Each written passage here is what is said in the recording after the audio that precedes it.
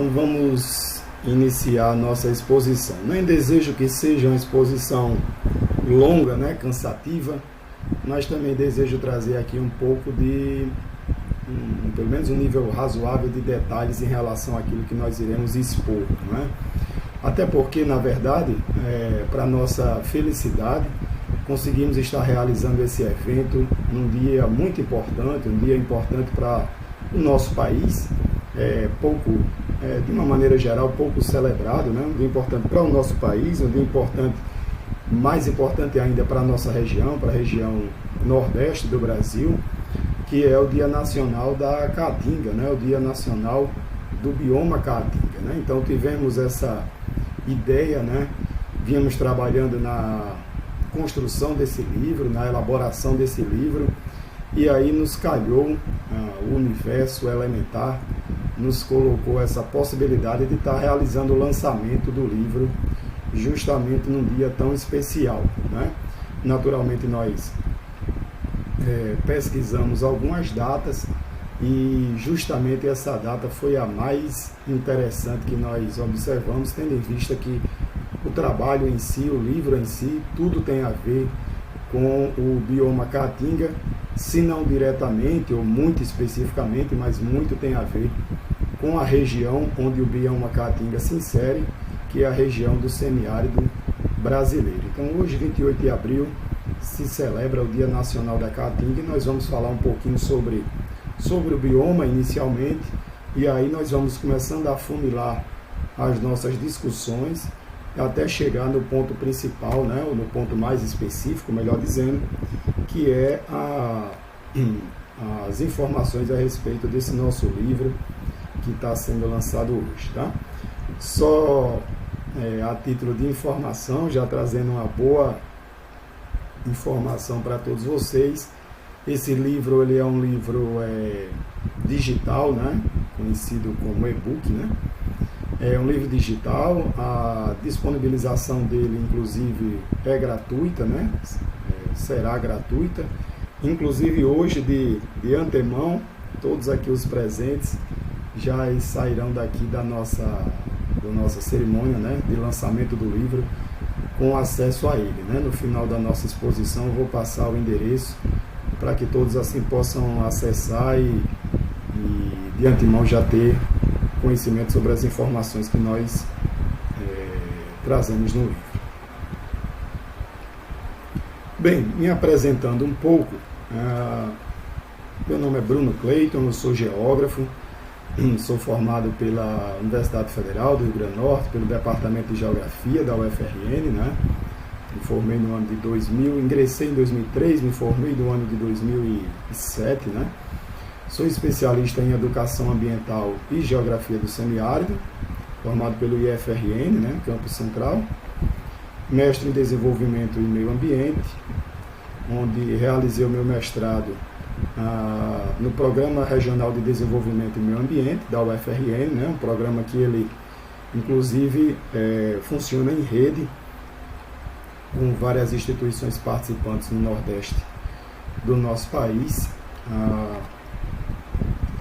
E sou doutor em Geografia pelo Programa de Pós-Graduação em Geografia da Universidade Federal de Pernambuco, tese defendida há aproximadamente 2 anos, né, em fevereiro de 2019. Fevereiro de 2019 nós defendemos a nossa tese, que mais adiante nós iremos detalhar, inclusive um pouquinho, porque ela tem uma fortíssima relação, na verdade a obra aqui, o livro em si, tem uma fortíssima relação com a nossa tese. Bem, eu atuo como docente de ensino superior já há 13 anos, né?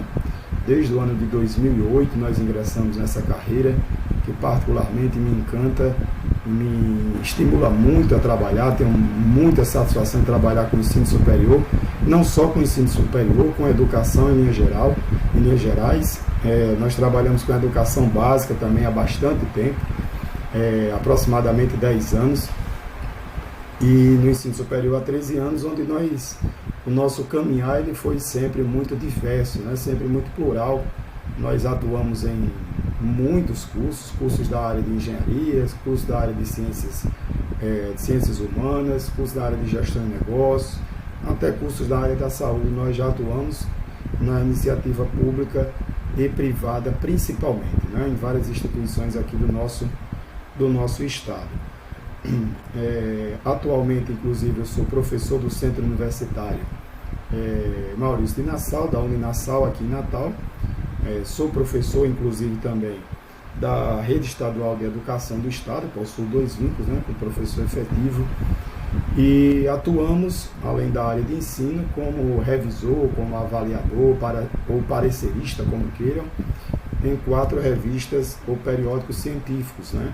A Revista Brasileira de Meio Ambiente, a Revista Geociências do Nordeste, a Revista Olhar de Professor e a Revista Geoconexões, né? Então, atuamos nesses periódicos como avaliador ad hoc, né, sob consulta, sob demanda, trabalhando nas 3 primeiras,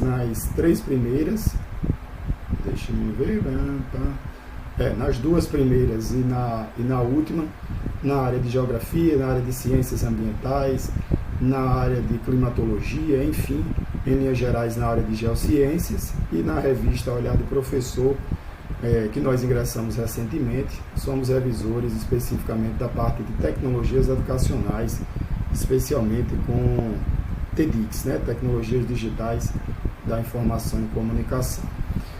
Desde o ano passado também atuamos como avaliador de uma importante feira, né, que por sinal ocorreu recentemente, a Feira Brasileira de Ciências e Engenharia da USP.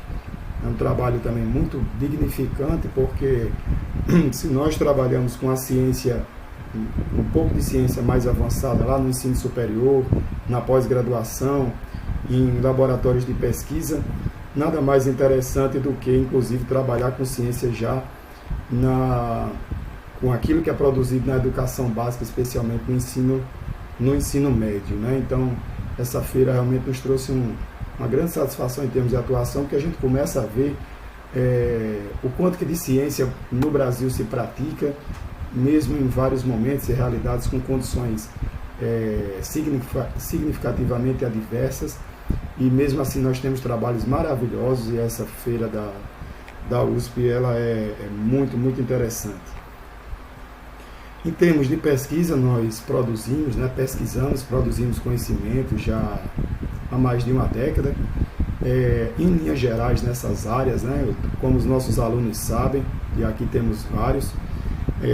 Eu particularmente hoje tenho um pouco de dificuldade em dizer qual a minha área especificamente, né, qual a sua área especificamente, né, porque não só a nossa atuação, na verdade a atuação é função daquilo que trilhamos ao longo dessa jornada profissional, né, não só de atuação, mas de formação.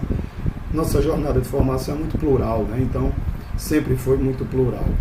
Então nós trabalhamos com estatística há bastante tempo, temos aqui queridos alunos nossos, ex-alunos nossos de estatística e probabilidade, trabalhamos na área de geociência, de geografia propriamente dita, ciências ambientais, que eu acho que esse termo é o que mais me encanta, porque dá conta de uma série de áreas que se agregam a ela, inclusive na área de saúde pública ou saúde coletiva, o que pode parecer até algo muito distante dessas outras áreas, mas que durante um bom tempo, inclusive, não é o objeto específico desse nosso livro, mas durante um bom tempo, aproximadamente por 10 anos, objeto da nossa iniciação científica e da nossa dissertação de mestrado, principalmente, nós trabalhamos com a relação entre epidemiologia, entomologia, climatologia, geografia médica, enfim, estudando a relação entre o desenvolvimento do Aedes aegypti e dos casos notificados de dengue e sua relação com condicionantes naturais, né? Então, envolve basicamente tudo isso que está presente aí nessas áreas que nós elencamos.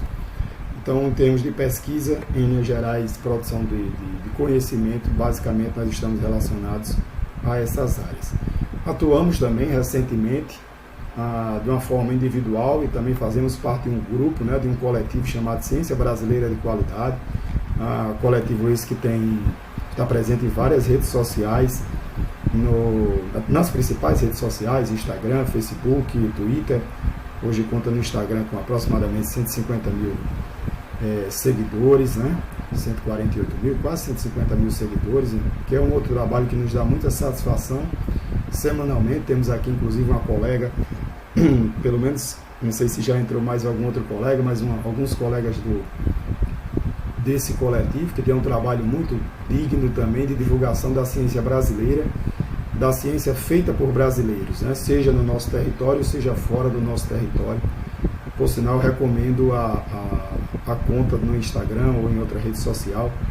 É uma conta, na verdade, é um perfil que tem diariamente, realiza publicações em várias áreas do conhecimento e nela atuamos especificamente na área de geociência. Bem, então isso é um pouco, né, da nossa trajetória em termos formativos, em termos de atuação profissional. Não vou me alongar, é claro, para não tomar muito tempo, mas pelo menos trouxe aqui um pouco para que vocês nos conhecessem, já que temos aqui a grata surpresa de termos vários presentes aqui que nós ainda não nos conhecemos, seja presencialmente, né, fisicamente ou virtualmente.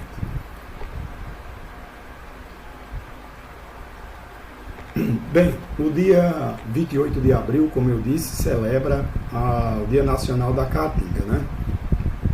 Bioma muito característico no nosso estado, na região nordeste do nosso país, especificamente. Aquele que aqui reside no nosso estado e já teve a grata satisfação em passar algumas férias ou viajar para o interior do nosso estado, ou até mesmo para o litoral, não o litoral leste, mas o nosso litoral setentrional, né, o litoral norte. Nós temos o bioma Caatinga presente, inclusive, em algumas faixas do nosso litoral. Com certeza teve a grata surpresa de ter contato com esse arranjo natural extremamente diferenciado, que é o bioma Caatinga, dentro da sua concepção, dentro da sua composição, mais especificamente.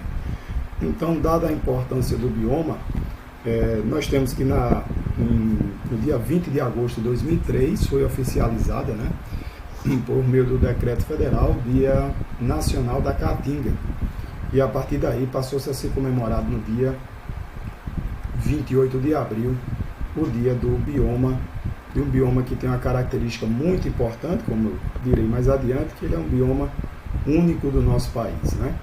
Então, a definição de tal dia objetivou conscientizar as pessoas sobre a importância da conservação do bioma para o equilíbrio ambiental. Então, tem uma perspectiva na definição dessas datas, né, em relação à conscientização, tem uma perspectiva em relação à preservação e tem, naturalmente, uma perspectiva em relação à conservação do bioma, com vistas ao seu equilíbrio, né? Quando a gente fala de conservação, a gente está falando de uso racional, né, atento à capacidade de suporte dos sistemas, dos ecossistemas, dos geossistemas ou do bioma como um todo, né? Então, é diferente da visão preservacionista, que, em linhas gerais, entende como manutenção intacta daquele aspecto, elemento natural. Então, a Caatinga, o bioma Caatinga, ele é único no Brasil, ele ocupa uma área em torno de 11% do território nacional. Em termos de extensão territorial do nosso país, nós iremos ver que a extensão pode não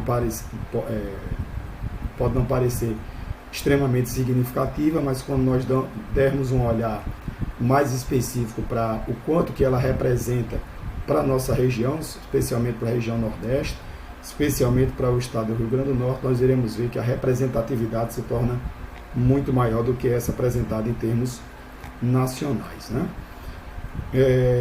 Dada a data e o decreto federal mencionado, nós temos que a responsabilidade de promoção e organização das ações para a conscientização da população sobre a importância do bioma, ela hoje cabe, né, na verdade, desde a oficialização da data e do decreto, cabe ao Ministério do Meio Ambiente, né?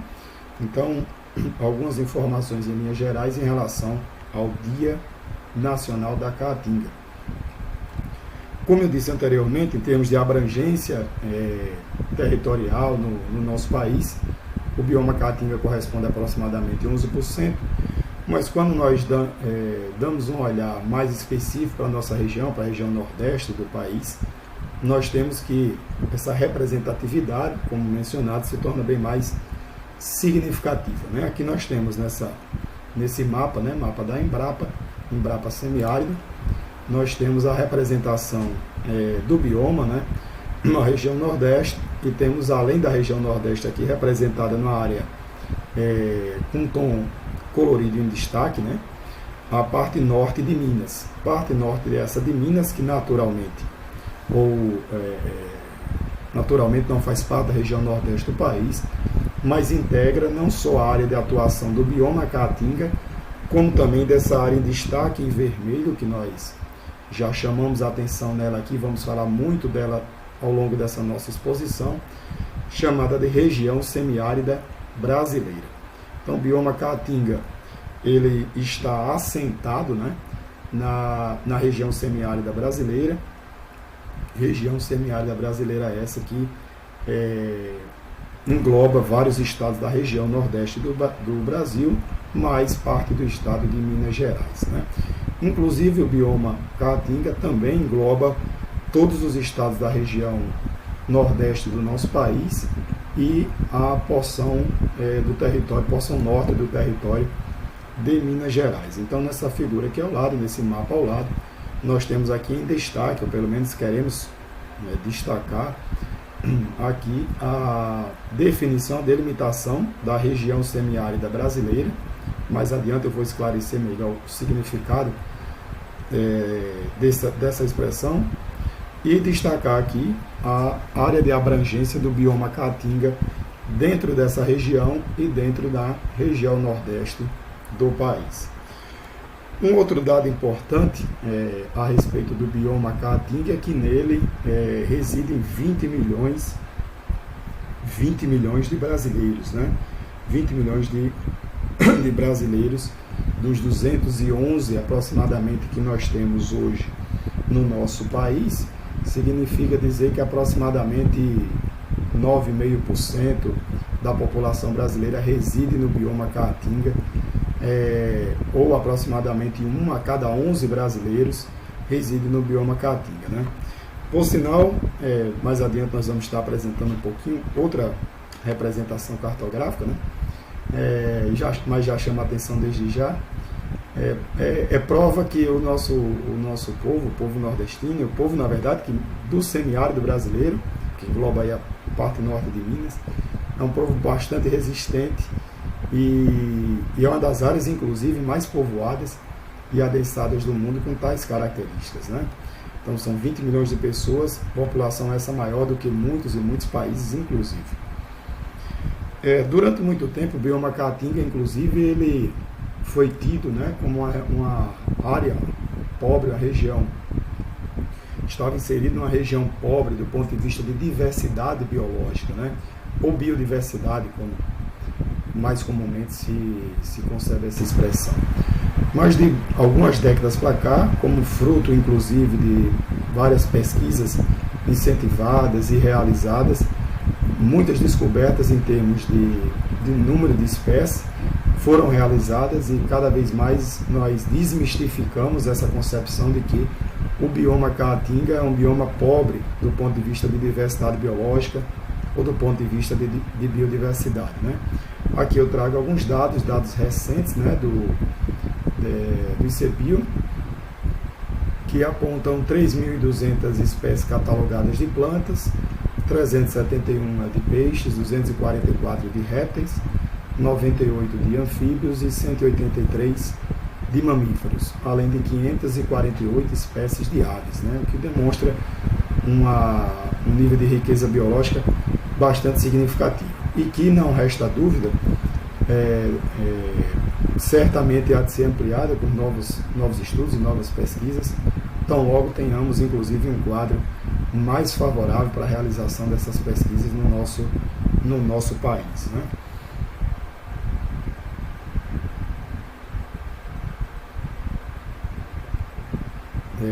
Aqui eu apresento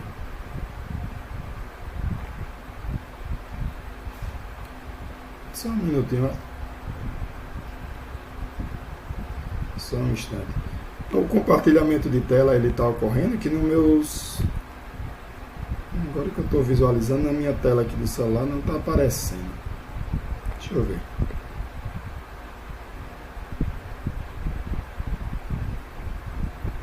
Está aparecendo para vocês, não? A tela compartilhada. Boa noite, meu caro. Obrigado, joia. Estou olhando aqui o chat, engraçado, não está aparecendo, não estava aparecendo na outra tela que eu estava observando. Mas que bom, senão teria começado tudo do zero. Já pensou? Brincadeiras à parte, mas seguindo, gente. Aqui eu trago mais uma informação para vocês. É engraçado, está dizendo que para uns está aparecendo e para outros não. Que estranho. Então deixa eu voltar aqui o compartilhamento aqui. Só um instantinho, gente. Peço licença, só um minuto. Porque aí tira a...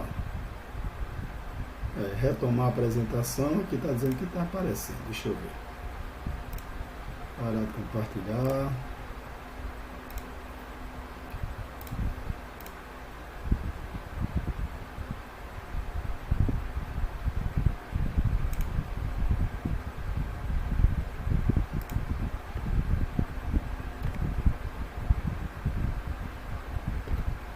Eu acho que agora sim, né? Estranho tá para uns e para outros não. Por favor, me informe pelo chat se tá aparecendo. Era que estranho, né? Novidades sempre aparecem quando se trata de tecnologias, né? Mas é isso. Agora eu acredito que vai aparecer para todos. Se tiver algum problema, por favor, estou de olho aqui no chat. Vocês me falam. Joia. Obrigado, Luiz, pelo informe. Estou de olho aqui. Joia. Então, pessoal, peço perdão àqueles que não estavam visualizando, não sei o porquê, estava para uns e para outros não. Mas a partir desse quadro agora, né, desse quadro expositivo, a gente começa a afunilar um pouquinho mais a nossa discussão até chegar na ideia do livro, né? Então aqui nós trouxemos mais uma vez aquele mapa que mostrava a representação, né, espacial, a abrangência espacial do bioma Caatinga no território, ou na região, melhor dizendo, do semiárido brasileiro. E aqui ao lado nós trouxemos uma figura, mais um mapa, que mostra mais uma vez a delimitação da região semiárida brasileira e traz como temática aqui a representação da pluviosidade ou da precipitação pluviométrica ou das chuvas em anos considerados normais na região semiárida do Brasil. Então, o que a gente pode perceber? Se vocês observarem bem, veja como é o nosso bioma Caatinga. Era justamente em relação a essa figura que eu gostaria que eu estava me direcionando, me remetendo lá atrás, né? Veja como a orientação do bioma Caatinga em termos de abrangência, em termos espaciais, né? Onde é que ele está localizado, né? Onde é que ele se insere, né? Já falamos lá atrás que ele se insere justamente principalmente na região semiárida do Brasil. Tem algumas manchas, né, alguns resquícios em porções que não fazem parte da região semiárida, né, que é essa delimitação em vermelho, mas sobretudo ele está nessa área. Se a gente fosse realizar aqui uma sobreposição, existem várias técnicas para isso, não é o caso a gente discutir, aprofundar sobre elas, mas uma sobreposição desses dois mapas, nós iríamos perceber de uma maneira bastante precisa que a área de abrangência do bioma Caatinga, ele basicamente está justamente na área mais seca, na área com a pluviosidade ou com níveis de precipitação total anual mais reduzidas dentro da região semiárida brasileira. É claro que ele abrange algumas outras áreas, algumas outras porções, mas principalmente ele está localizado nessa área com volumes de precipitação total anual mais diminutos. E aí, acoplando as três informações que eu disse, a abrangência do bioma Caatinga, a pluviosidade na região semiárida brasileira, com os 20 milhões de pessoas que residem nessa área, nós temos aí aquilo que eu destacava já lá atrás, o quanto que de força, né, de vitalidade nós temos do bioma em si e das pessoas que residem nesse Brasil, né? Por que dizer nesse Brasil? Não que nós estamos aqui com uma perspectiva separativista, né, da região semiárida, do semiárido brasileiro em relação ao todo, não. Mas eu me refiro a esse Brasil porque as condições desse Brasil relacionada aos outros, entre aspas, Brasis, são condições do ponto de vista ambiental e socioeconômico bastante diferenciadas, né? E aí termos um bioma presente nessa região, como nós temos, um quantitativo populacional também como nós temos nessa região, é algo que realmente precisa ser engrandecido, né? Mais adiante, aqui eu trago mais uma vez a representação da pluviosidade na região semiárida brasileira. E aí eu gostaria nesse momento de dar um pouco de um zoom in, né? Dar uma aproximada para a gente começar a discutir mais especificamente a questão do Rio Grande do Norte, né? Que é o foco específico desse nosso trabalho. Foi da nossa tese e é do nosso trabalho. Então, se a gente observar bem, aqui eu trouxe nessa primeira representação a pluviosidade média, né? Para o estado do Rio Grande do Norte, para anos considerados normais. O que são anos considerados normais, né? Você obtém a partir de uma série temporal, de várias séries temporais, de pelo menos 30 anos de dados, e a partir disso são calculadas médias, e a partir daí são realizados cálculos aqui de procedimentos técnicos, melhor dizendo, de estatística espacial e geoestatística, e aí você pode chegar a essa representação bonita e até de um modo simples de ser, ou razoavelmente simples de ser interpretada, como é aqui vemos. Então aqui nós temos um ano considerado normal, um padrão normal das chuvas no nosso estado. Concentração de chuvas na porção leste, do estado, né? Há uma tendência de diminuição quando saímos do litoral leste para o interior, né? Um gradiente aqui, uma área de transição muito clara aqui, que inclusive tem relação com a nossa mesorregião agreste, né? A gente sai da mesorregião leste, passando pela mesorregião agreste, e aqui chegamos na área mais seca do estado, né? Onde nós temos totais pluviais aqui que, em linhas gerais, podem chegar a menos de 500 milímetros ao ano, né? Perceba a grande diferença que nós temos aqui em termos de distribuição espacial das chuvas no estado do Rio Grande do Norte. Uma porção aqui com menos de 500 milímetros no ano, e aqui no litoral facilmente nós chegamos a 1.400, 1.500, 1.600 ou mais, como iremos mostrar mais adiante, de chuvas aqui no nosso estado. Isso é o que se chama variabilidade espacial. Não é do espaço sideral, né? da ideia de satélites, enfim, do espaço sideral, mas variação espacial, quanto que há de diversidade no comportamento normal das chuvas dentro do nosso território, né? Um território que é pequeno, mas mesmo assim apresenta uma variabilidade muito significativa.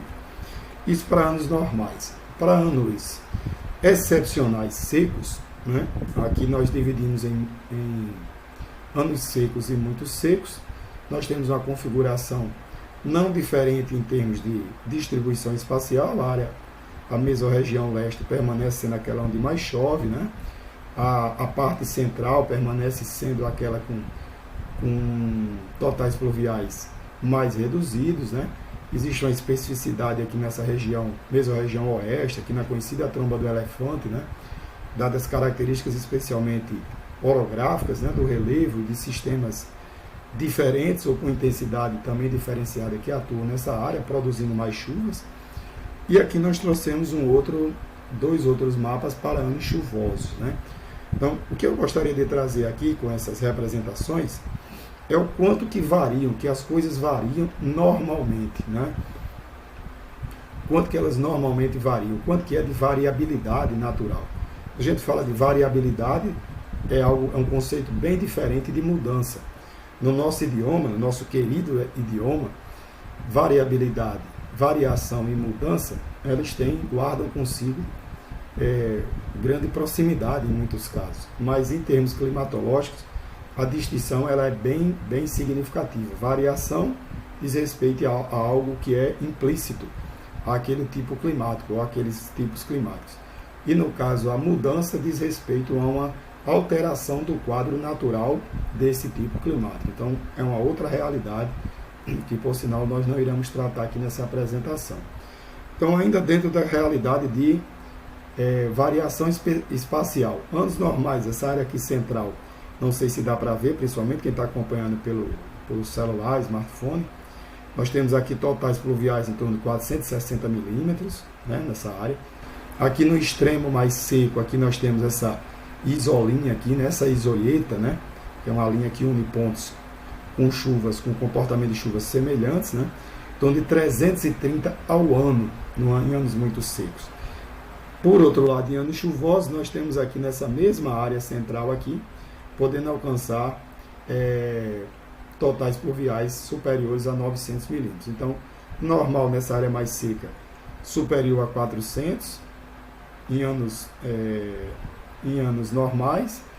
Nessa área também mais seca, aqui em anos muito secos, menos de 400, menos de 350.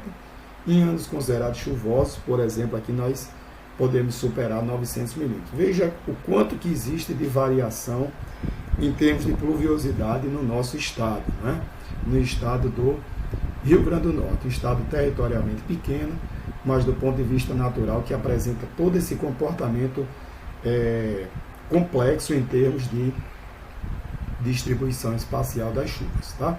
Então, esse é um aspecto, distribuição espacial. Tem uma outra componente, que é a que mais, talvez até nós abordamos no nosso livro, que é o de distribuição, de variabilidade temporal. Aqui nós estamos mostrando uma mesma realidade, entendida, entre aspas, né, para um mesmo tempo. Suponhamos, em anos normais, né, em anos secos, em anos chuvosos, em si. Existe aquilo que se chama variação ou variabilidade temporal. Ou seja, quanto que para uma mesma localidade existe de variação entre um ano ou outro, entre um mês ou outro, entre estações ou outras. E essa é uma das grandes questões que nós abordamos no nosso livro, a variabilidade temporal e espacial também, mas inclusive bem mais temporal.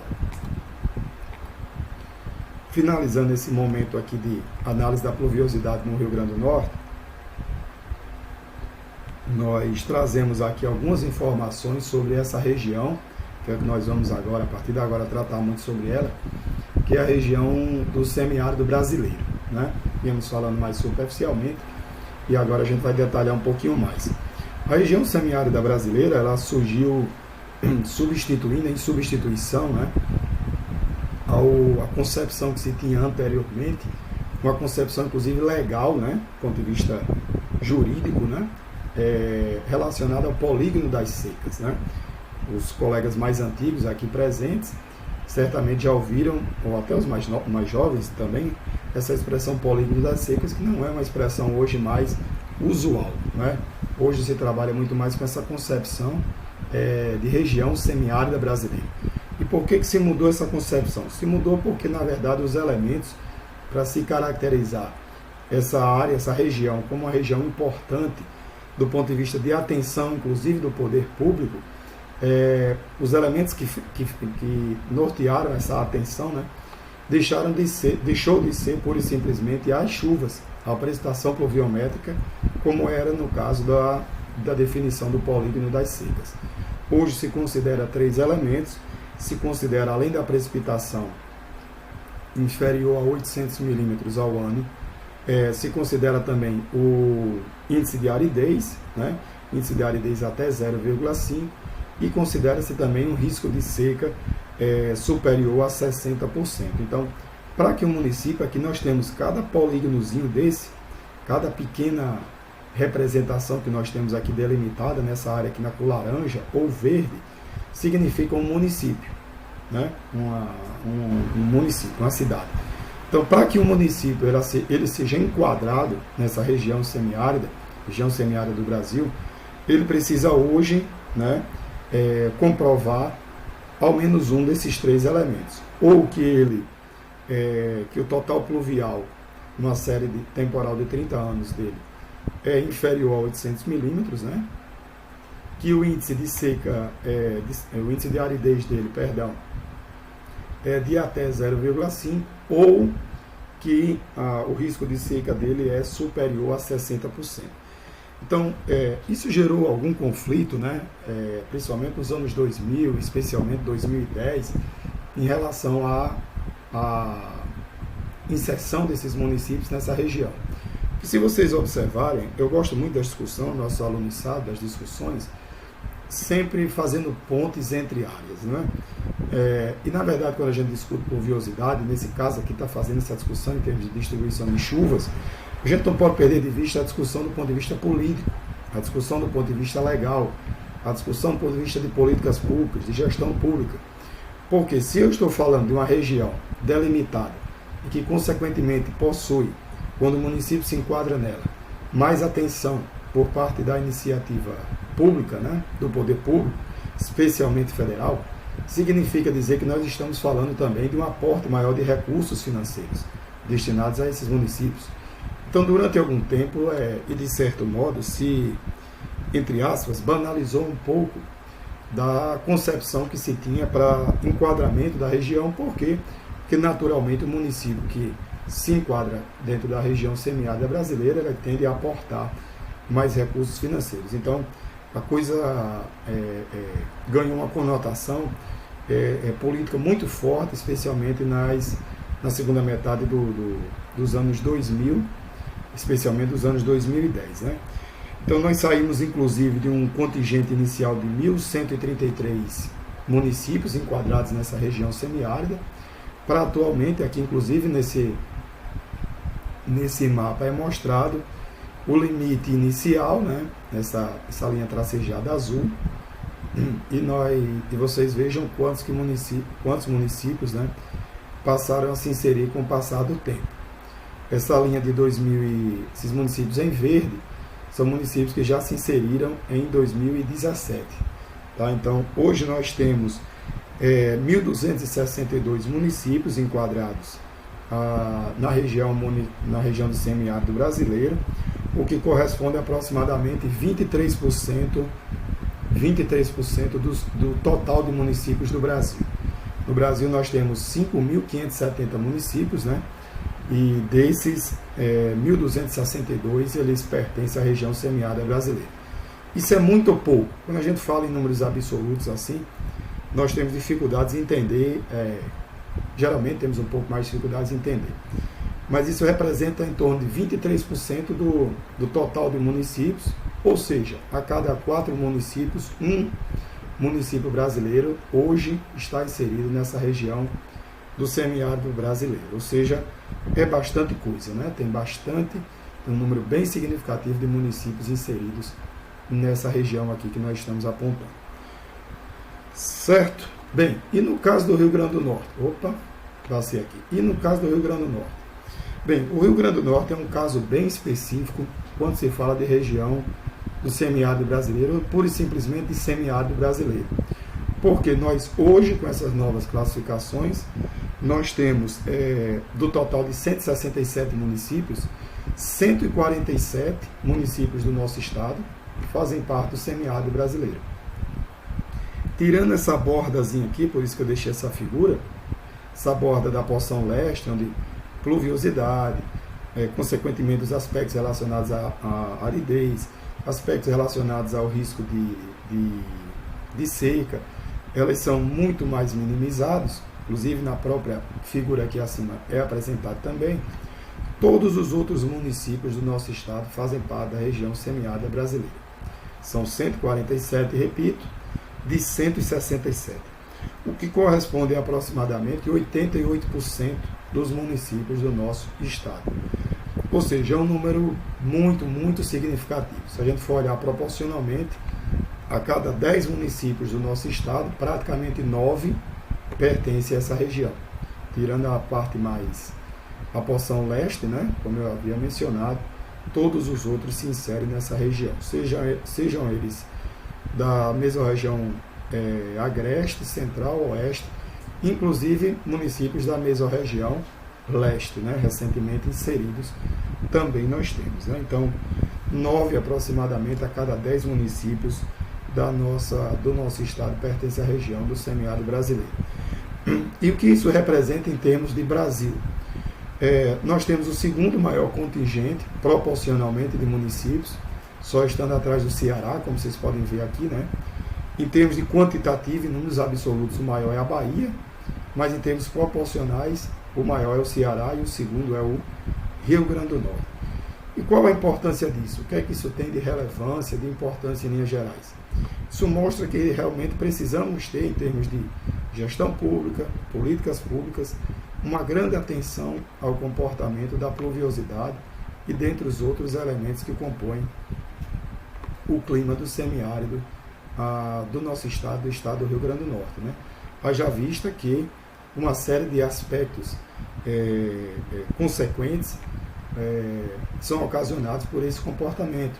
E mais uma vez, fazendo pontes com várias áreas que são extremamente necessárias, hoje existe uma classificação muito importante, muito interessante para a seca, que a classifica em seca meteorológica, seca hidrológica, seca econômica e seca social. Eu acho muito interessante esse conceito, essa concepção, porque uma coisa está atrelada à outra, né? Algumas vezes, nessa lógica apressada, pobre e extremista, que em grande medida tomou parte das discussões no cenário não só local, nem nacional, mas infelizmente em nível global, nós perdemos de vista a importância das discussões em termos do cenário ou da realidade natural, porque achamos que quem dá atenção a ela são meramente os preservacionistas, naturalistas, ambientalistas, enfim.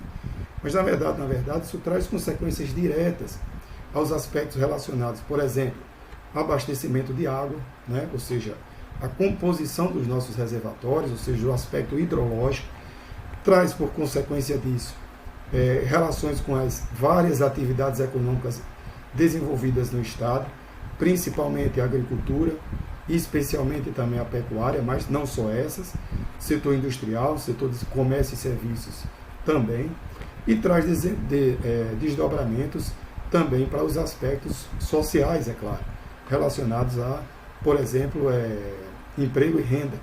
Então essas coisas estão associadas. O homem que em geral, a ciência que inclusive em geral as separa para estudar melhor, mas elas estão imbricadas sim. Bem, feita toda essa conjectura, né, conjecturação em relação ao dia especificamente da Caatinga, do bioma Caatinga, falando bastante sobre a questão da região semiárida brasileira, da nossa região semiárida, da parte da região semiárida brasileira no nosso estado, do comportamento das chuvas no nosso estado. Chegamos então à inquietação, trouxe aqui, eu acho que fiz questão de trazer a inquietação para esse nosso trabalho, para essa nossa obra, né? E aí eu vou fazer uso de uma fala que está inclusive no prefácio do nosso livro, né? Os colegas aqui que não têm conhecimento, que é o prefácio, temos aqui desde de crianças, graças a Deus, de 10, 11 anos até pessoas com 67, 70 anos. Isso é maravilhoso, por sinal. Então, para aqueles pequenininhos ou maiores que não sabem o que significa prefácio, nada mais é do que a apresentação de um livro, né? Então, tivemos a gigantesca honra do prefácio do nosso livro ter sido escrito pelo nosso orientador no doutorado, professor Dr. Ranieri Silva Nóbrega, e ele, mais adiante, trouxe um pouco dessa nossa motivação, né? Que antes dela eu vou mostrar um pouquinho da inquietação. O que é que nos inquieta em relação a tudo isso, né? Que eu trago uma citação, né, do Ralph Waldo Emerson, né?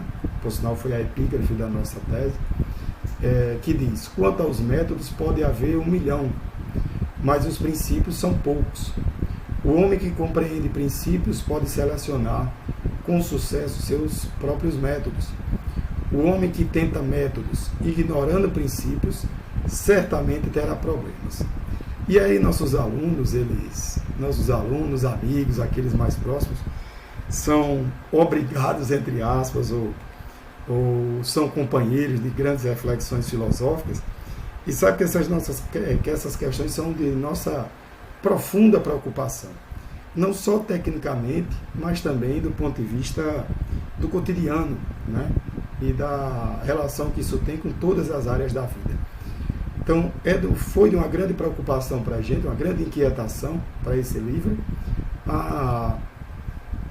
análise apurada de métodos, dos princípios em si, das técnicas quantitativas em si, apontando sobretudo não só as suas características, mas quando usar e quando não usar.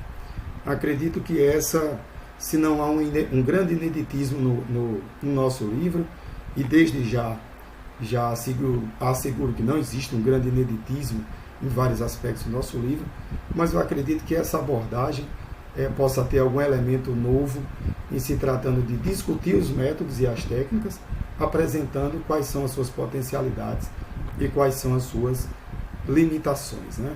Então, acho que isso é fundamental do ponto de vista técnico, operacional, e faço das palavras de Emerson as minhas palavras, tecnicamente, cientificamente, e não só para isso, para a vida, né? O indivíduo que realmente crer que simplesmente praticar e operacionalizar com várias técnicas e recursos, isso por si só resolve as coisas, tende a ter grandes problemas, como o nosso querido Emerson mencionou nessa citação.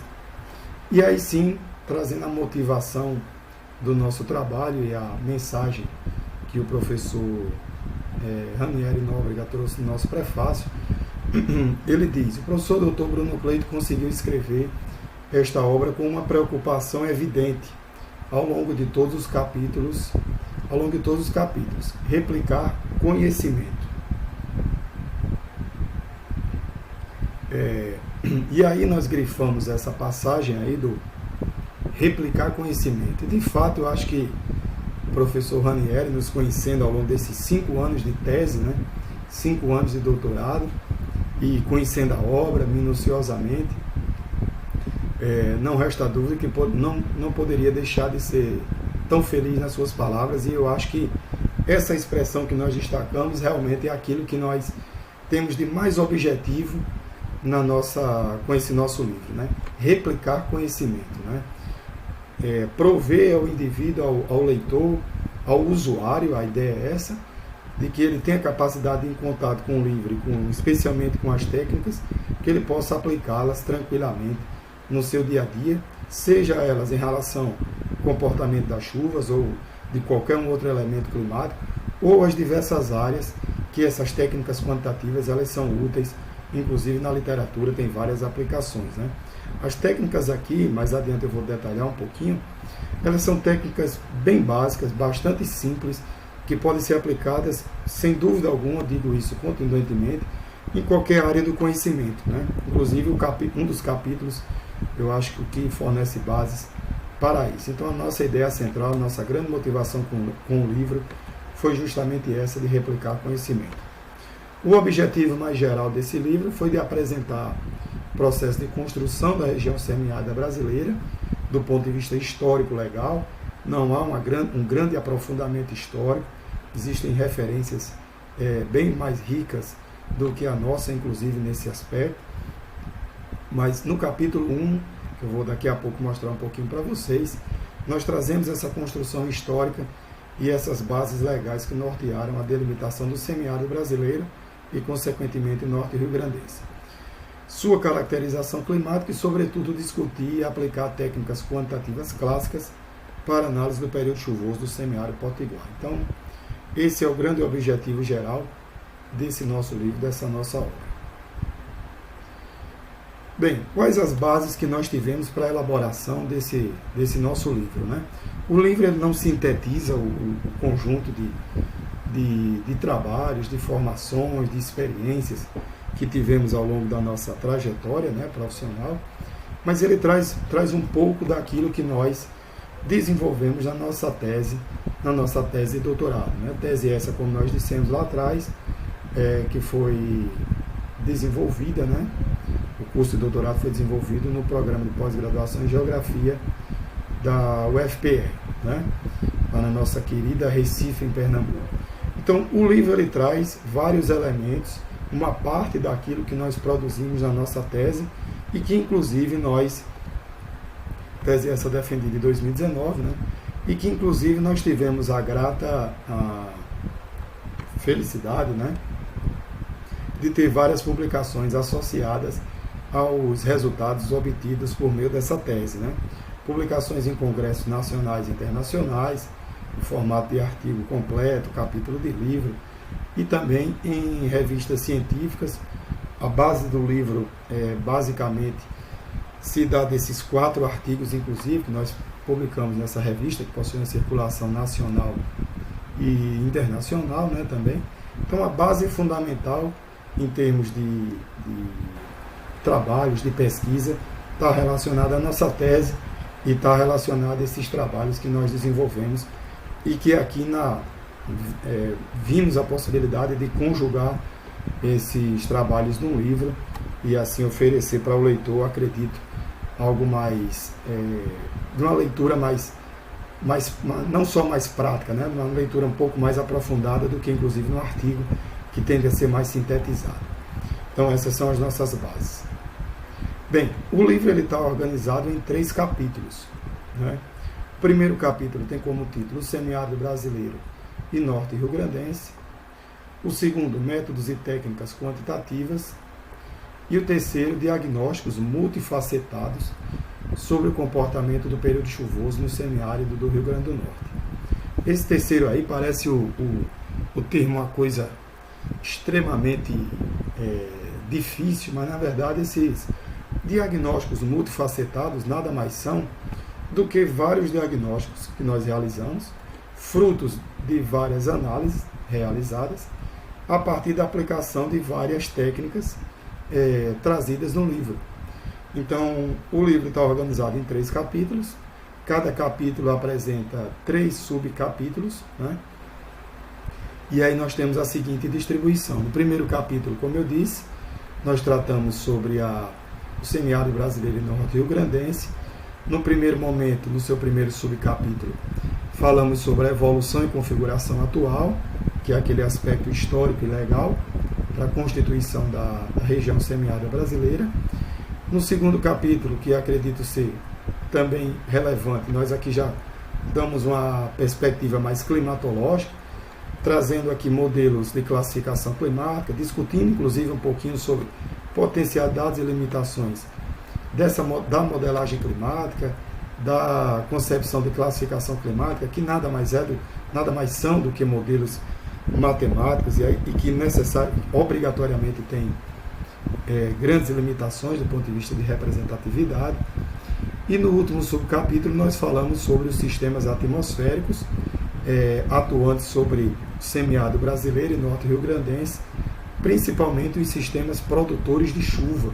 Não sei se alguém já ouviu falar nessa expressão, parece uma coisa bem diferente, sistemas produtores de chuva, mas de fato são aqueles sistemas, né, atmosféricos que tendem a promover chuvas em dada região, assim como existem os sistemas inibidores de chuvas. No capítulo 2, nós temos aqui todo o arcabouço, né, toda a base técnica, né, metodológica e técnica utilizada no capítulo 3. Então, se a gente observar, nós temos o capítulo 1, que é um capítulo teórico, o capítulo 2 é um capítulo teórico técnico e o capítulo 3 é um capítulo prático. O que consta no capítulo 1 e especialmente no capítulo 2 é colocado em prática no capítulo 3. Subdividido, né, o capítulo 3 em 3 subcapítulos, onde no primeiro nós fazemos uma caracterização da quadra chuvosa, né, no período chuvoso do semiárido potiguar. No segundo, usando as ferramentas um instrumental mais básico. No segundo subcapítulo, nós falamos aqui, utilizamos um instrumental um pouco mais elaborado, buscando estar correlacionando o comportamento das chuvas em várias localidades do nosso estado, do semiárido potiguar. E no último subcapítulo nós analisamos a tendência de chuva no semiárido do nosso estado. Então, nós temos aqui um aspecto teórico no primeiro capítulo, né? E no segundo e no terceiro capítulo um aspecto bem prático. Então, essa era a concepção que nós queríamos dar ao livro, trazer, voltando àquela perspectiva que o professor Ranieri trouxe uma capacidade de que isso pudesse ser reproduzido, que os aspectos práticos aqui trazidos pudessem realmente ser reproduzidos pelo leitor, e também a fundamentação teórica. Nós dedicamos realmente um pouco de tempo para embasá-la, fazendo comparações com várias literaturas, apresentando potencialidades e limites para cada técnica especificamente, à luz da literatura específica, né, direcionada na área. Então, eu especialmente tenho um grande carinho, obviamente, pelo livro como um todo, mas se pudesse definir aqui por uma impressão especificamente subjetiva, pessoal, esse capítulo 2 eu acho que tem um aspecto bem relevante, pois não se trata só especificamente de uma aplicação, né, de uma base que se volta para análise de chuva ou da precipitação em Minas Gerais. A partir dele, eu tenho certeza, temos aqui vários alunos de graduação, pós-graduação, vocês podem, com absoluta certeza, temos aqui consultores, assessores, podem tranquilamente, a partir dele, realizarem processos de caracterização de elementos climáticos diversos ou aplicados a outras áreas, inclusive que são base para vários trabalhos científicos ou trabalhos operacionais, como, por exemplo, estudos de impacto ambiental, enfim, trabalhos relacionados à área ambiental como um todo. Então, esse capítulo 2 eu acredito que tende a trazer uma base teórico, metodológica, instrumental bem interessante. E o capítulo 3 é a parte mais aplicada mesmo, em que eu reforço aqui especialmente a questão das interpretações. Algo que tem muito na vasta literatura é falar sobre a técnica, caracterizar e aplicar. E aqui eu me dediquei bastante nesse capítulo 3 à questão da interpretação do resultado, né? Porque há uma tendência de se separar as coisas, né? Uma dificuldade que eu sempre tive até com alguns alunos especialmente, em algumas engenharias, é que alguns querem separar o aspecto do cálculo para o aspecto, ou seja, o aspecto operacional do cálculo em si, com o aspecto da interpretação e da aplicação. Ora, para que eu utilizo uma técnica e realizo um cálculo, se o meu grande objetivo não é, em última instância, ou deveria ser inclusive primeira instância, realizar uma aplicação, uma interpretação devida daquilo. Então nunca me bastou realizar um cálculo, e aqui temos aqui vários alunos queridos das engenharias civil, ambiental, dentre outros. Nunca me bastou realizar um cálculo de ponta a ponta de um quadro, se no final nós não dedicássemos um tempo igual ou superior para que a gente interpretasse, fizéssemos uma série de diagnósticos e inferências em relação àquilo. Porque isso é a real aplicação da coisa. Então, eu acho que esse capítulo 3, nesses vários aspectos, traz muito dessas necessidades e capacidades interpretativas dos resultados. Bem, gente, eu acho que em termos do livro dos estruturais de organização e apresentação, acho que era isso. Eu gostaria de dedicar um tempo nessa reta final aqui da nossa exposição, não quero alongar muito, para agradecimentos. Deixei para o final, vou dar uma lida no chat, tá? Quem quiser colocar, eu vou voltar aqui. Peço perdão não estar fazendo a leitura, para não perder aqui a nossa linha de raciocínio, mas vou voltar aqui em todas as questões aqui do chat para a gente dar resposta aos colegas. Quem quiser fazer suas perguntas, podem já ir lá lançando-as por sinal, mas eu gostaria de fazer os agradecimentos também a quem tanto nos ajudaram, quem tanto nos ajudou em relação, não só a essa obra, mas a esse nosso transcorrer, né, profissional, formativo e profissional, né? Como diz o querido filósofo grego Antístenes, né? A gratidão é a memória do coração. E me recordo uma conversa com minha filha esses dias, acho que foi antes de ontem. Eu dizia para ela que nada se faz só, é muito pobre o indivíduo utilizar excessivamente a primeira pessoa do singular para dar nome àquilo que ele produz, né? Não existe nem no nível superficial, nem um pouco, nem profundo em absoluto, né? Nada feito sozinho, e mesmo em nível superficial, se nós formos olhar, também não existe. Esse livro não foi produto meu, de hipótese alguma, porque existia uma ciência produzida, um conhecimento científico antes de mim. O que eu fiz é produto daqueles outros tantos que fizeram e que deixaram o seu legado ao longo da história científica, né? Então, tenho muita gratidão por todos os pesquisadores que deixaram o seu legado, mas tenho muita gratidão também por pessoas especiais, né, que nos ajudaram ao longo dessa jornada como um todo, né? Então, faço aqui os meus agradecimentos a todas elas. Não vou fazer nem a leitura pontual, porque pode ser que a emoção tome conta mais ainda do que, na verdade, esse momento já é de grande emoção para mim, mas deixo aqui o grande registro a todas essas pessoas, né, que nos acompanharam ao longo dessa jornada de anos, né? Seja nesse trabalho, especificamente do livro, que foi escrito durante essa pandemia, como eu disse, seja durante o doutorado, que durou 5 anos, seja essa nossa jornada formativa, que já dura o quê? 17, 18 anos, seja essa nossa jornada profissional, que dura, aí, já que nós temos aí 15 anos, enfim, temos muitas e muitas e muitas pessoas que nos ajudaram direta e indiretamente, no seio acadêmico ou não, grandes amigos do coração, como aqui destaco, 5 deles, né?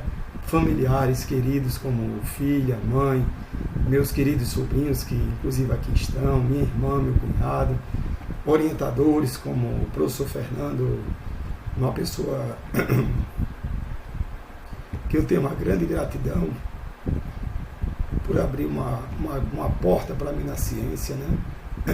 Enfim, muita gente, se eu for detalhar e falar aqui, o professor Ranieri, que me acompanhou no doutorado aí ao longo desses 5 anos, e caramba, muita gente, né? Um grupinho especial, meus colegas queridos da educação básica, especialmente da Escola Maria Nova Xavier e das outras 3 escolas onde trabalho, os colegas profissionais, alunos que sempre nos motivaram, né, a tocar esse projeto, né, em ver em nós alguma inspiração para a coisa acontecer. Enfim, é muita gente, e peço perdão aos nomes que não constam aí como uma síntese, né, uma síntese desse corpo de pessoas, de uma enormidade de pessoas que contribuíram para a efetivação desse trabalho e para tudo que sou, né? Não resta dúvida, para tudo que sou, né? Então fica aí o nosso registro dessa gratidão, dessa profunda gratidão que temos a todos vocês. Inclusive, queridos amigos de um grupinho muito bacana que nós temos aí do futebol, que é muito maior do que o futebol. A expressão é nada formal, se chama Torarreia, né? FC, que é fundamental para a gente em termos de brincadeiras, de lazer, uma verdadeira terapia coletiva que nós temos lá. Então, acho que passamos aí por muita gente, temos muita gratidão. Temos aqui colegas de muito tempo, desde outras profissões aqui que tínhamos lá atrás, nada relacionado à ideia acadêmica, científica, nossos colegas que seguiram carreira quando ainda éramos militares, né, e os colegas seguiram. Tenho muita gratidão por vocês aqui estarem também. Então, eu acho que é isso. Aqui eu acho que fechamos com nossos agradecimentos. Nos colocamos à disposição dos colegas. Peço perdão pela voz. Hoje amanheci com a voz um pouco rouca. Estão aqui os nossos contatos no Instagram, por e-mail. E fechamos aí com uma mensagenzinha, mais uma filosófica. A gente gosta também de filosofia, que eu acho que serve para que a gente reflita um pouco sobre esse momento que vivemos e sobre a vida em linhas gerais. Nosso querido Aristóteles, mais um filósofo grego, né? Discípulo de Platão, um homem que tinha mais a visão para a terra do que para os céus, mas que também tinha ela, que diz que a esperança é o sonho do homem acordado. Eu acho essa frase maravilhosa. Eu acho que eu sou um esperançoso e eu acho que a gente tem que colocar realmente um momento de esperança muito grande em relação a isso que vivemos, dessa pandemia, dessa conjuntura que vivemos, inclusive no campo político partidário, no campo social, de extremismos gigantescamente exacerbados que também vivemos, inclusive na ótica científica. E eu acho que a esperança ela precisa ser realmente a nossa base, não aquela esperança, entre aspas, romantizada, sem uma ideia base, sem uma ideia de um projeto, de uma efetividade, de um caminho a seguir. Perceba que na imagem está um pouquinho distorcido o fundo, mas aqui há um caminho, né? Mas a esperança precisa ser a nossa guia e precisa ser aquela que realmente, entre aspas, materializa aquilo que nós sonhamos para nossas vidas. Então, mais uma vez agradeço aqui enormemente a presença dos vários colegas que aqui estão, são mais de 30 pessoas, não pensava nunca ter um quórum tão significativo, não é? Sei que muitos não estão participando porque estão trabalhando com várias atividades, enfim, mas agradecer gigantescamente a todos vocês e nos coloca à disposição para dúvidas, para discussão, para falas. Quem quiser se colocar, inclusive por áudio, fique à vontade. Se quiser se colocar por texto, né, por mensagem de texto, também fique à vontade. Eu vou estar fazendo aqui uma leitura rápida. E aí, enquanto eu dou uma olhadinha aqui, eu abro o microfone para quem quiser falar alguma coisa, que fique à vontade, né? Fique à vontade para se posicionar.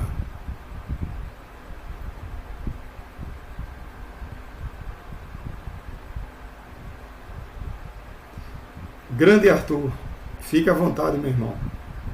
Um dos grandes irmãos do coração.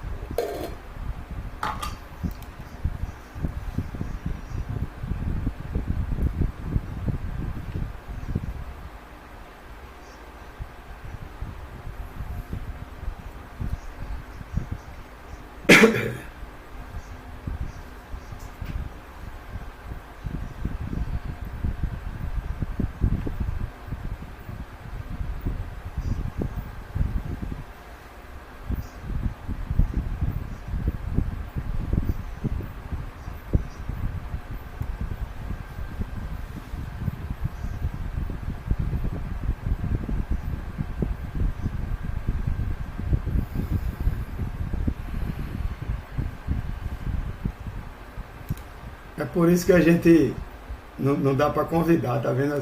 Os camaradas como esse, tá vendo?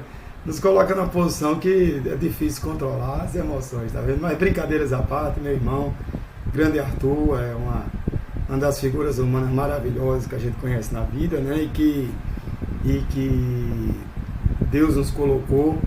É uma figura interessante porque nos conhecemos há muito tempo e diante justamente de um período mais difícil que nós tivemos mais recentemente na vida, nós estreitamos ainda mais nossos laços e hoje é uma das pessoas que nós conversamos diariamente, temos discussões profundas, verdadeiros devaneios, em muitos casos no campo científico, mas trazendo questões, inclusive técnicas, profissionais.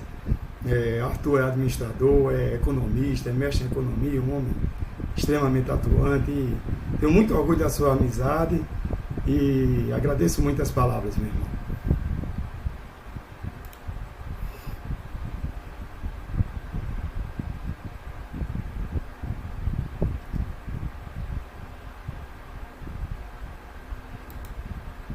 Se alguém quiser se colocar, perguntar mais alguma coisa.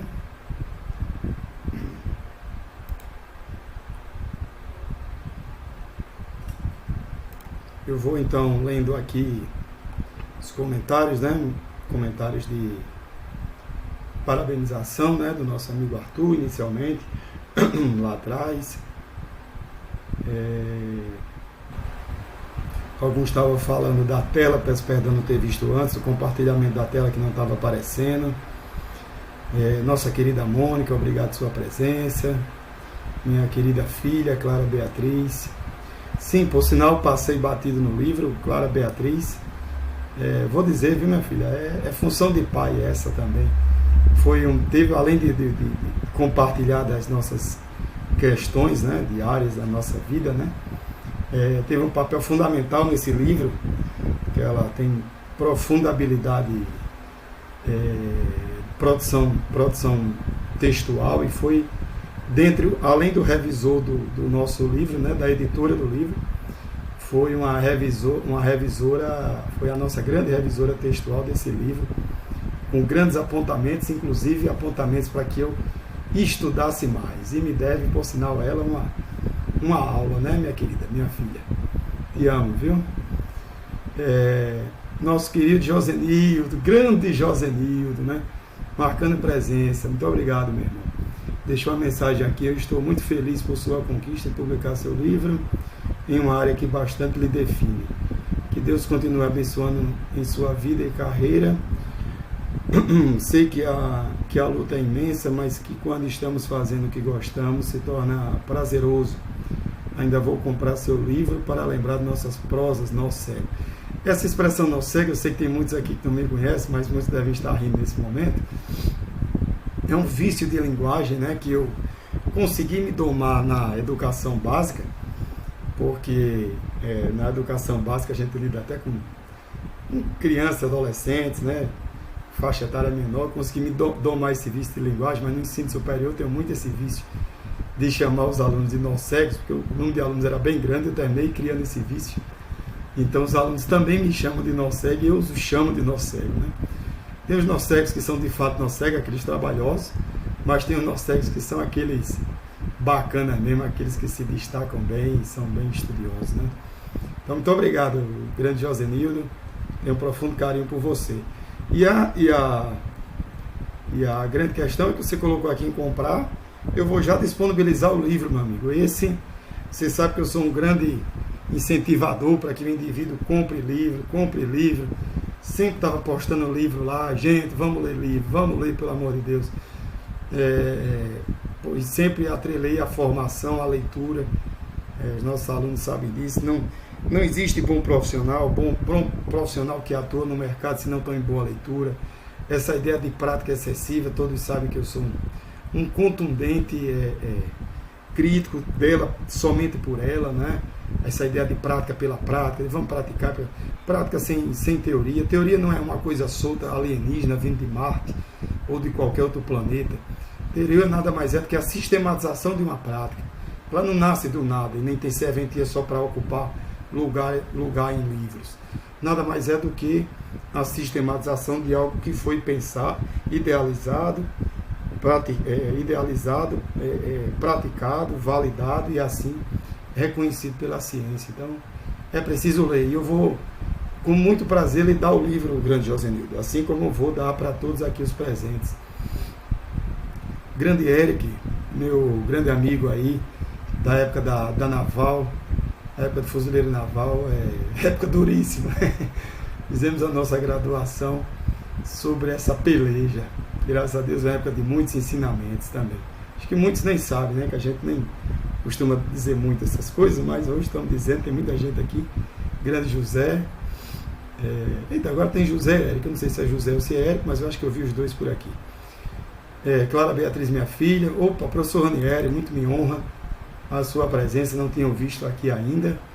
Mais uma vez agradeço pelas orientações, por todas as orientações, não só científicas, mas técnicas, metodológicas, enfim, científicas, e sobretudo pela paciência conosco durante o período da tese, né? Uma postura muito nobre do senhor durante todo esse momento. Minha querida amiga Mônica, que também é uma das nossas, além de amigas, revisoras, marcando presença. Daniele, pessoa que eu tenho grande estima, mãe de minha filha, devo muito, inclusive, em relação a essa jornada. Meu querido amigo Arthur, Eberson, nosso querido aluno, orientando, recentemente lá da Engenharia Ambiental da Unassal, recentemente apresentou seu TCC, estamos aí trabalhando para uma publicação, se Deus quiser. Meire Márcia, minha prima, obrigado, querida, sua presença. Nosso querido amigo Senhor João Batista, grande Senhor João Batista, outro camarada inspirador, grande trabalhador, mais velho, mais experiente que eu, muito engrandecia a sua presença em nossas aulas lá na Engenharia Ambiental na Nassau. Muito obrigado pelas palavras, meu irmão. Meu grande irmão Diego, pessoa que a gente tem um grande carinho, tivemos alguns trabalhos aí juntos no início, ainda na graduação, e muita coisa temos juntos, né? Histórias e conversas maravilhosas. Outra pessoa, um trabalhador, história inspiradora também. Minha irmã maravilhosa, cumprimento os meus sobrinhos, Ada e Danilo, os pequenininhos queridos. Grande Adalfran, companheiro, gigantesco companheiro. Cumprimento também, aproveito cumprimentar o nosso amigo Anderson, companheiro desde lá da graduação, que viu nascer essa história. Trabalhamos juntos no laboratório de estudos geoambientais da UFRN, sob a orientação do nosso querido professor Dr. Fernando Moreira, que aqui não está por motivos diversos, né? Muito obrigado por sua presença, grande Adalfran. Também és parte disso tudo, inclusive das nossas produções, assim como o nosso querido amigo Anderson. Querido amigo Pierre, amigo recente, mas que mora no meu coração também, muito obrigado por sua presença. Minha querida amiga e hoje diretora de uma da nossas escolas onde atuamos, professora Josiana Américo, também, só que só tem pessoa com história, pelo menos pessoas com histórias maravilhosas que eu conheço, né? Uma trajetória de vida belíssima. Muito me honra também sua amizade, sua presença. Muito obrigado pelas palavras. Grande Artuzão já se colocou. Minha galega aqui, minha filha aqui, agradece. Dando os parabéns por texto aqui. Aqui eu não vou nem falar muito, eu falo pessoalmente, senão a gente se emociona. Aí a gente é difícil. Mas orgulho tenho em ter você em minha vida, minha filha, não tenha dúvida disso. Júlio chamando a atenção de sonhos possíveis, é fato, Júlio, sonhos só são sonhos se são possíveis, né? Se não são possíveis, são devaneios, né? São coisas realmente, querer voar, querer coisas desse tipo, né? Meus sonhos sempre são pés no chão. Deus me acompanha lá na escola, a gente tem alguns projetinhos, graças a Deus, estamos tocando outros. Kailane, parabenizando, muito obrigado, querida, por sua presença. Minha irmã cumprimentando também, a gente está muito feliz. Querida Jussara, também é uma pessoa que merece, que tem também um grande carinho, admiração, tem uma grande história, esteve conosco durante uma boa parte da nossa vida e acompanhou essa jornada. Muito obrigado por sua presença aqui também e por sua mensagem, né, dizendo o seu amor pela pesquisa e educação, que é contagiante, falando aqui um pouquinho da nossa singela contribuição, né? A gente contribui, sempre tem uma contribuição muito grande de volta, né? Muito obrigado por tudo. Mônica aqui parabenizando Clara, tá vendo, Clara? Enfim, ele parabenizando mais uma vez. Peço perdão, vou ler, pessoal, porque para mim realmente tem grande importância todos se colocarem aqui, né? Querida Geis, aluna lá de Engenharia Ambiental, muito obrigado pela mensagem. Foi uma honra ser seu professor durante meio curso, né? O curso de Engenharia Ambiental tem 5 anos, durante 2 anos e meio fui professor de vocês. Graças a Deus não foi um processo, eu acho, de ter que aturar. Graças a Deus foi um processo, eu acho, muito rico. Grande Anderson aqui parabenizando, muito obrigado, meu irmão. Edson Duarte, grande grande amigo, um reencontro eu tive com meu amigo Edson, foi meu aluno lá na Engenharia Civil, um aluno maravilhoso, engenheiro elétrico. Recentemente nos encontramos numa organização filosófica que fazemos parte. Fiquei muito feliz em reencontrá-lo. E para você ver como a gente lembra de certos alunos nocegos. Esse é um aluno nocego no bom sentido, né? Desculpe o aspecto informal, meu amigo. Mas um aluno nocego no bom sentido. Eu fui professor dele, rapaz, seria bom esse levantamento, mas fui professor dele há pelo menos uns 8 anos, acredito, né, grande Edson? E eu me lembrei de uma colocação que ele fez numa aula, era aula de estatística, uma colocação que ele fez numa aula que foi muito bacana, muito, muito boa mesmo, uma crítica, uma avaliação, né, a uma técnica que a gente estava usando. Ele fez uma ponderação muito interessante. Me recordo demais e ele está lembrando disso com certeza. Grande Edson, muito obrigado, meu amigo. Obrigado pelas palavras aqui que você deixou e pelos momentos que tivemos muito ricos lá na Engenharia Civil, lá na UNP. Nossa querida UNP, instituição também temos muito carinho. Não atuamos mais lá, mas continua o carinho sendo o mesmo. Eu acho que é isso, pessoal. Temos aqui, já li todos. Se alguém quiser mais uma vez se posicionar, vou preparando aqui o livro, né? Disponibilização do livro. Alguém quer mais se colocar, pessoal, por áudio, por texto? Tomar uma aguinha aqui. Quem quiser escrever, é um tempinho que eu dou aqui para escrever.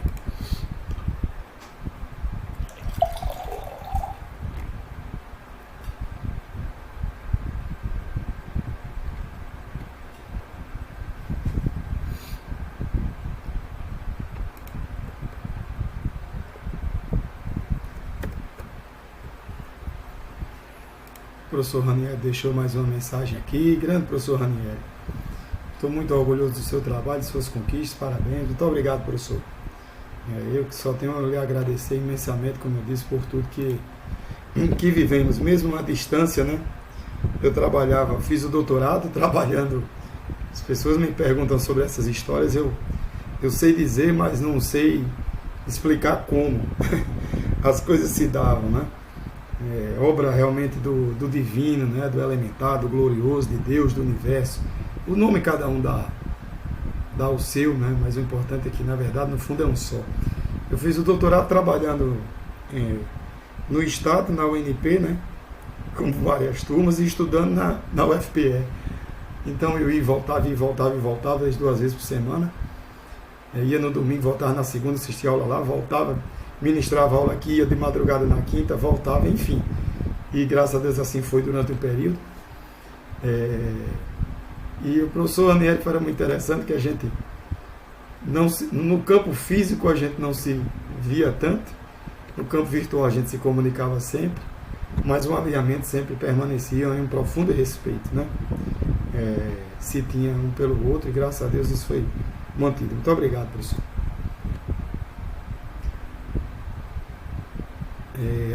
Aba Elder está parabenizando pelo trabalho, muito obrigado. Nós começamos aí, pessoal, divulgamos agora o link aí do nosso livrinho.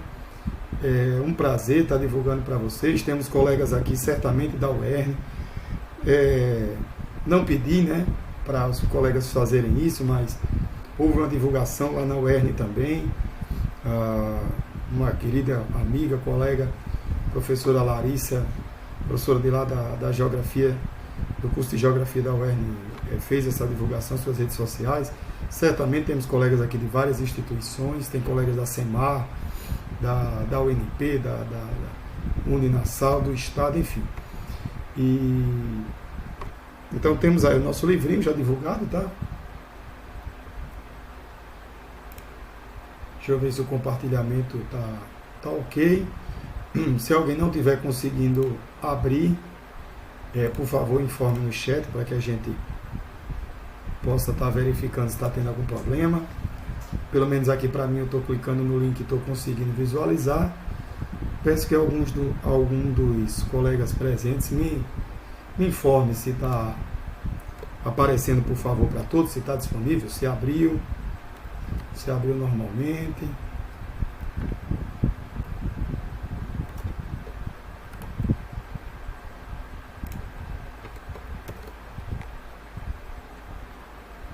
Tá abrindo, né, gente?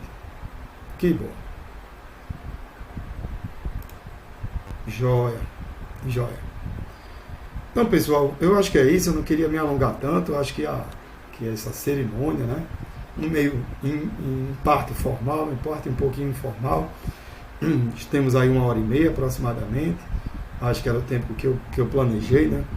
Queria me alongar muito. Mais uma vez agradeço imensamente a presença de todos. O tempo destinado a estar aqui conosco. Nos colocamos à disposição em nossas redes sociais, por e-mail, especialmente lá no Instagram. Nós temos um trabalho de divulgação científica, principalmente relacionado à área, né? Semanalmente nós estamos fazendo publicações e também temos as contribuições lá do Ciência Brasileira de Qualidade.